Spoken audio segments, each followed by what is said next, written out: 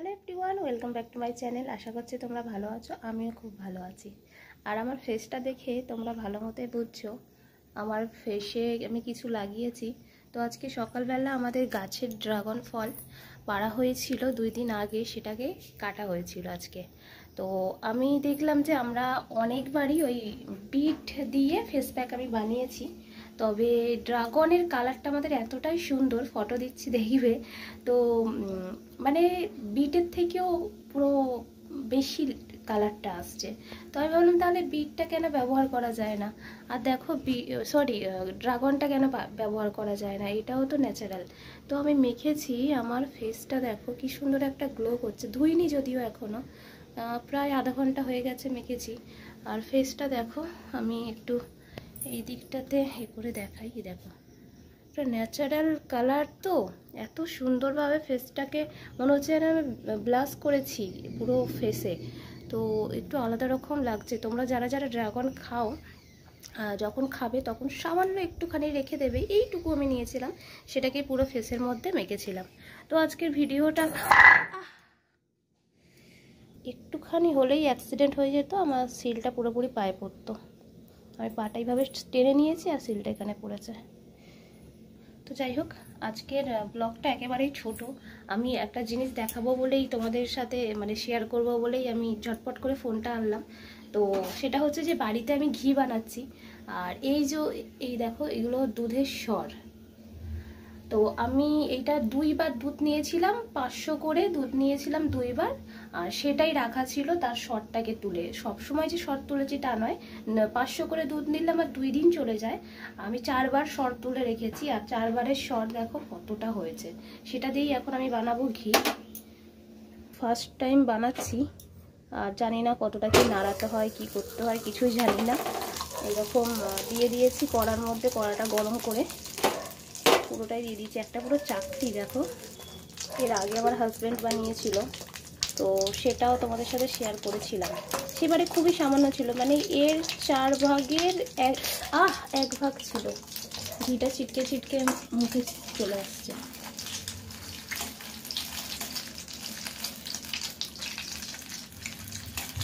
জানি না এটাকে কি করতে হয়। আমি তো নর্মালি কড়া আগুনে বসিয়েই আর এইরকমভাবে দিয়ে দিয়েছি, কেমন হবে কি জানি।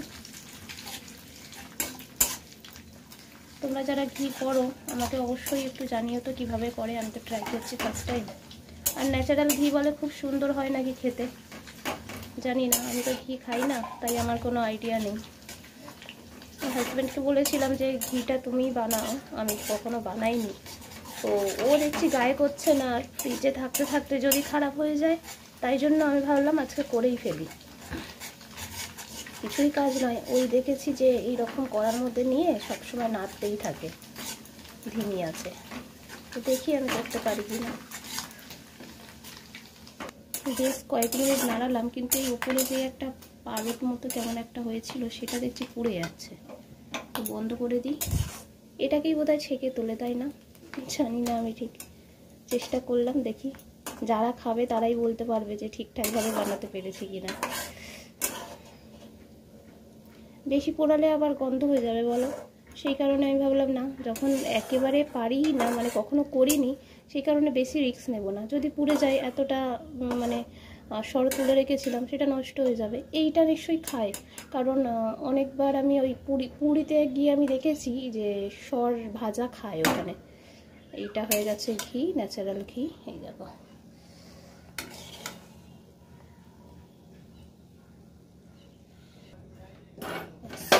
রেডি, কিন্তু আমি এটাকে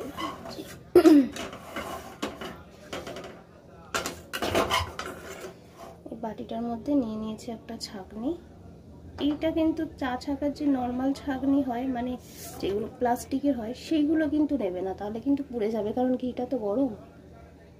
আমি একবার খুব ভুল করেছিলাম জানো, সেটা হচ্ছে যে আমি আটা চালবো বলে আটা চালার চালনিটা নিয়েছিলাম। আর সেদিনকে কী হয়েছিল, খুব বৃষ্টি হচ্ছিল। আমি ভাবছি এখন তো রোদে শুকাতে দেওয়ার কোনো অপশান নেই, আর চালনিটা খুব গরম, নোংরা হয়ে গিয়েছিল।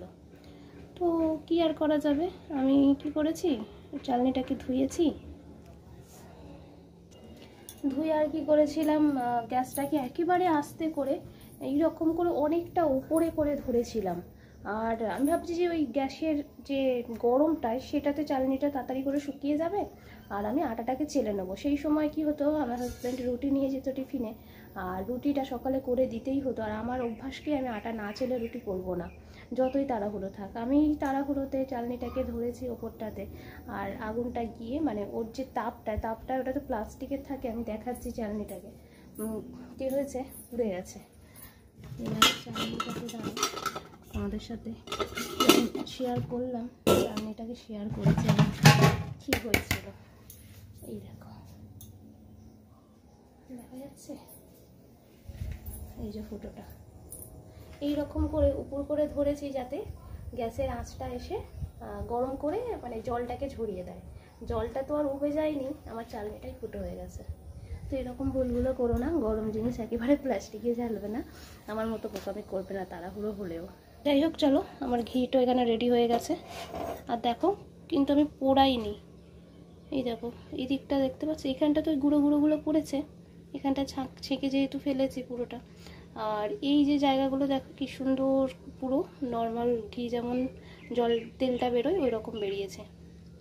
আর আগে আমি একটা ব্যাপার জানতাম না, বুঝলে, সেটা হলো যে ঘিয়ের ঠিক মানে কোন ঘিটা ঠিক ভালো। দোকানে বলতো যে দানা দানা ঘিটা নাকি খুব ভালো, আসলে দানা ঘিটা ভালো না, দানা ঘিটা খারাপ ঘি। আমি এটা অনেক পরে জেনেছি, কারণ বাড়িতে যখন ঘি বানাবে তখন দেখবে ওই ঘিটা দানা দানা হয় না, ওটা তেল ঘি হয়। হোমমেড ঘি সবসময় তেল ঘি হয়। আর অনেক যারা বানাচ্ছে একসঙ্গে, ওইগুলো নাড়তে নাড়তে না ছোটো ছোটো দানা হয়ে যায়, ওই যে ওপরের শটটা, তো ওইগুলোকেই ওরা আসল ঘি বলে, যারা জানে না তাদেরকে বেচে দেয়।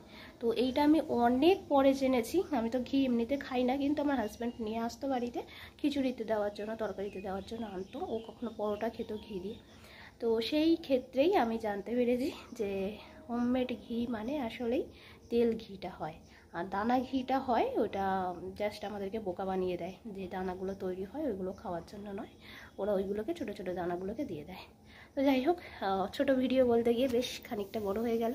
আজকের মতো জানাই টাটা, দেখা হচ্ছে পরবর্তী ব্লগে। Tata, good night, sweet dreams, love you.